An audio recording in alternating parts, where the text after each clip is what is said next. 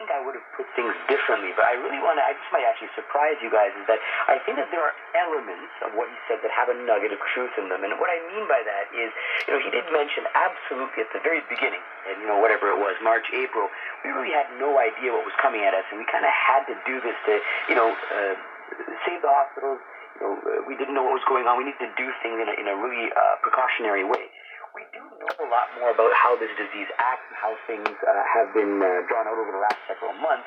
There are facts to look at. Remember that lockdowns do have negative effects. We should address those, such as suicide, delayed surgery, delayed diagnostic procedures.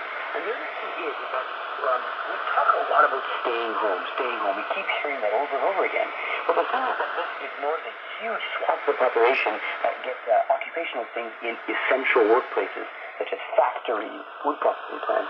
And these are not addressed by the lockdown. I think these are the types of things we need to consider rather than just a blanket lockdown for everybody.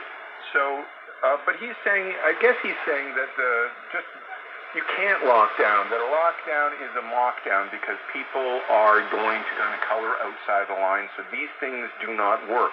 But I also sound like he's suggesting other things, which I'm guessing are more like Sweden and areas that, I don't know, has this kind of like go about your business? His recommendation is to have rapid testing more available so we would be able to kind of go about our business, but isolate the people that need to be isolated. Everybody else gets to go about their business.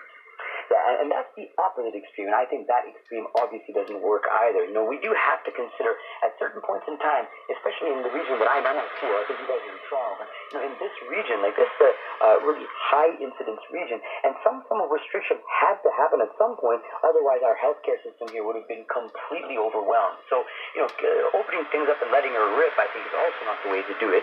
But there is a nuance in between. Rapid testing is a very important aspect that we might be able to use down the road when we have this more interface, but absolutely that is something that we could use in real time to help, especially in the workplaces, have people exclude themselves when they're in that infectious period.